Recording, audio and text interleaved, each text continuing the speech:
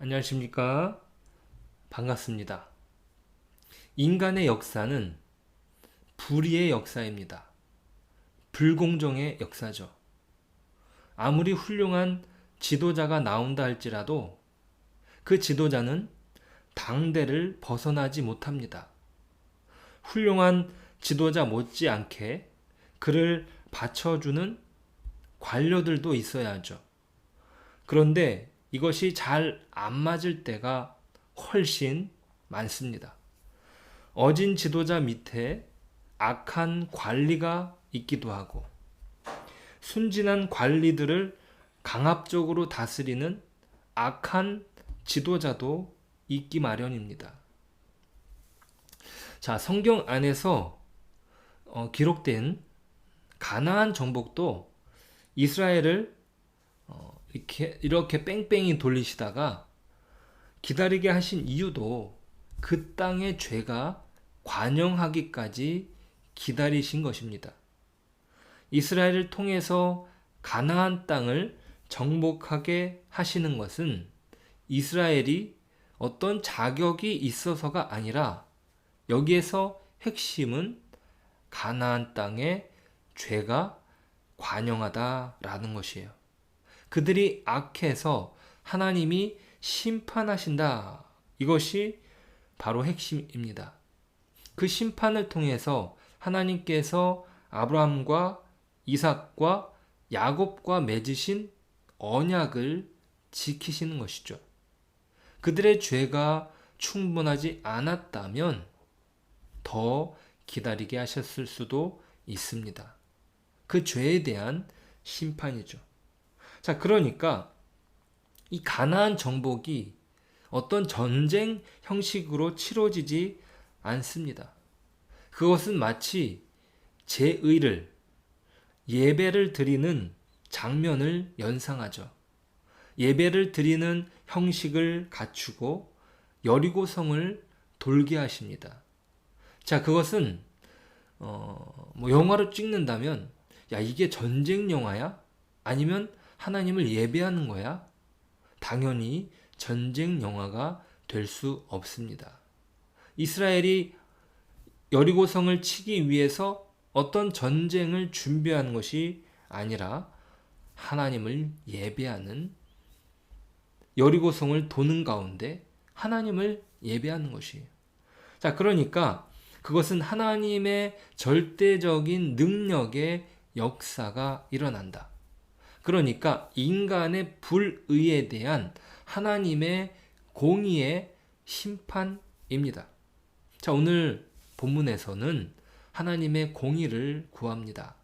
1절을 같이 읽어보실까요? 하나님이여 주의 판단력을 왕에게 주시고 주의 공의를 왕의 아들에게 주소서. 아멘. 자, 이 땅을 다스리기 위해서, 한 나라를 통치하기 위해서 필요한 것은 하나님의 공의입니다.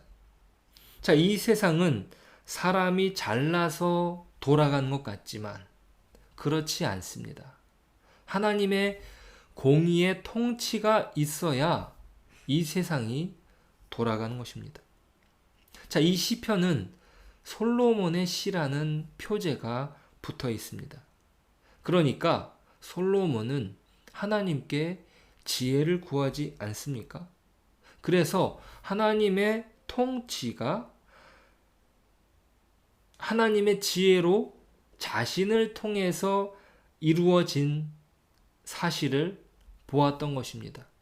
자기가 통치하지만 하나님의 지혜를 빌려서 그 통치가 이루어진 것이죠. 자, 그의 통치가 얼마나 유명한지 지금까지 그 이름을 떨칩니다. 저희 아파트 앞에 부동산도요, 솔로몬 부동산이에요. 자, 여기서 예배 장소이면서 또 저희 사택으로 쓰고 있는데 이곳을 계약할 때도 솔로몬 부동산에서 계약했습니다. 하나님의 놀라운 인도하심 가운데 이곳으로 오게 되었죠. 자, 솔로몬의 통치는 하나님의 공의로 말미암아서 그 주변 나라에서는 그 지혜를 듣기 위해 올 정도였습니다. 이 말은 무슨 말이냐면 하나님의 지혜가 그만큼 보편적이었다라는 것이에요. 단순히 그 지혜는, 그 공의는 이 세상에는 아무런 쓸모없는 깡통 같은 내용이 아닙니다. 오늘 말씀에서 유독 공의와 관련돼서 산, 해, 달, 바다, 강 이런 자연물이 언급되는 이유가 그렇습니다. 그의 통치가 바다와 바다를, 해와 달을. 자, 그러니까 신자건 불신자건 상관없이 비가 내리면 그 비의 혜택을 받는 거예요. 햇살이 비치면은요, 그 햇살의 혜택을 받습니다.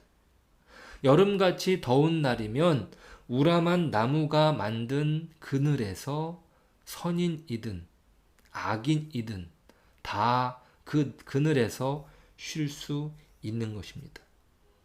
자, 오늘 교회의 정의가 바로 그런 것이에요.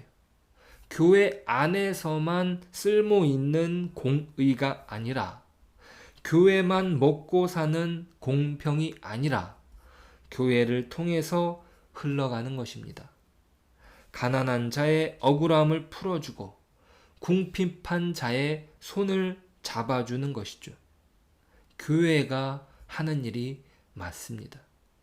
그것은 내 편 이어서의 문제가 아니에요. 저 사람이 예수를 믿으니까, 저 사람이 신실하니까 그 문제가 아닙니다. 하나님의 공의이기 때문이죠.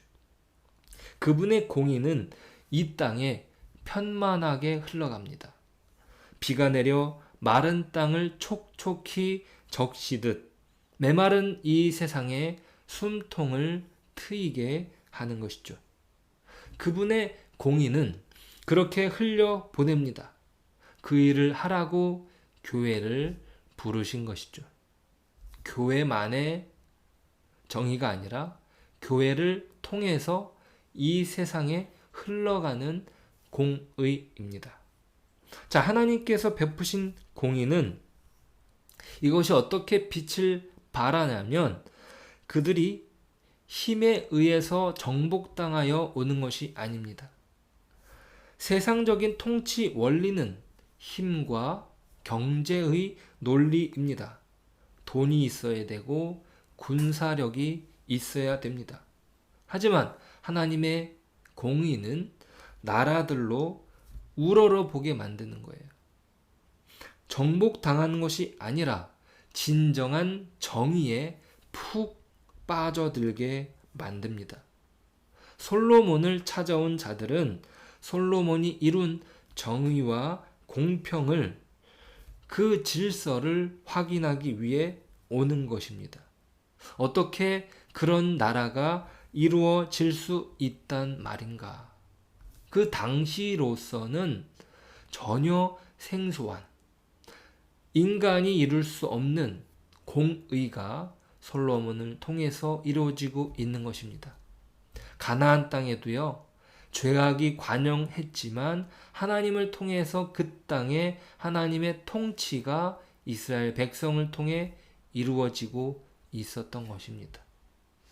그 이스라엘 백성을 통해서 이루어지는 놀라운 일들이 하나님의 공의에 의한 일이었던 것이죠.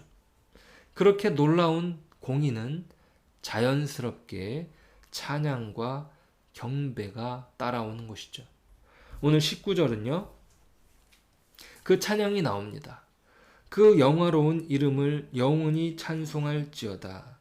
온 땅에 그의 영광이 충만할지어다. 아멘, 아멘. 맞죠? 자, 그런데요, 우리가 여기서 조금 더 살펴볼 것은 이 시편이 분명 솔로몬의 시편이라고 했습니다. 자, 그런데 우리는 역사를 통해 압니다. 다윗의 아들이지만 나중에는 백성을 억압했던 왕입니다. 그러니까 하나님의 지혜로 말미암는 모든 일의 시작을 마치 자기가 잘난 것으로 여겼던 것이죠. 자기가 지혜로워서 이렇게 사람들이 찾아오는 것이라 착각했습니다. 사람들이요, 그 지혜에 놀라서 재물을 가지고 오는 거예요. 그 지혜의 소리를 듣기 위해서 솔로몬과 가까이 지냅니다.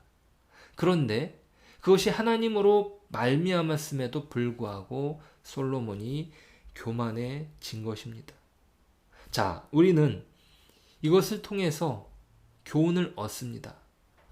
결코 사람은 공의로울 수 없다. 솔로몬이 빛이 나는 것은 하나님의 지혜 때문인 것이지 다른 것이 아닙니다. 자, 오늘 시편 말씀을 읽으며 우리는 하나님의 공의를 구합니다. 인간에게서 비롯되지 않은 오직 하나님의 은혜를 구하는 것이죠. 구원도 그렇습니다. 우리에게서 출발되지 않았습니다. 우리가 모태에서부터 구원받았다 고백하는 것은 우리가 아무것도 할 수 없는 그때 하나님의 구원이 이루어졌기 때문입니다. 인간에게서 비롯되지 않은 오직 하나님으로부터 출발한 그 은혜를 구하며 나아갑니다. 우리의 어떠함에 의해서가 아니라 오로지 하나님의 공의가 선포되는 우리의 삶이 되기를 소망합니다. 그것이 우리의 자랑이요. 그것이 우리가 우리 되는 놀라운 증거입니다. 그리고 우리는 그 아름다운 공의를 이 땅에 흘려보내는 역할을 감당하는 것입니다. 우리만 즐거운 것이 아니라, 우리만 그 혜택을 누리는 것이 아니라, 우리를 통해서 하나님의 공의가 드러나고, 그것은 자연스럽게 많은 사람들이 주님을 알게 되는 방법이 됩니다. 오늘 그 은혜 속에서 우리가 온전히 하나님의 사람으로 세워지길 갈망하는, 소망하는 저희들 되기를 바랍니다.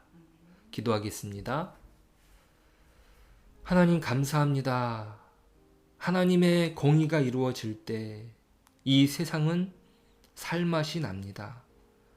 우리가 이 땅에서 살아가는 동안에 허덕이고 이 땅에서 소망을 볼 수 없을 때가 많지만 하나님의 공의를 구합니다. 하나님, 우리가 하나님의 공의로 이 땅에 하나님의 축복을 흘려보내는 자들로 세워지게 하여 주십시오. 그러한 부르심 안에서 우리가 명예롭고 자랑스러우며 그것만이 우리에게 있어서 은혜가 되는 것을 오늘 하루도 깨닫는, 또 오늘 하루도 자랑하는 저희들이 되게 하여 주시옵소서. 예수님의 이름으로 기도드립니다. 아멘.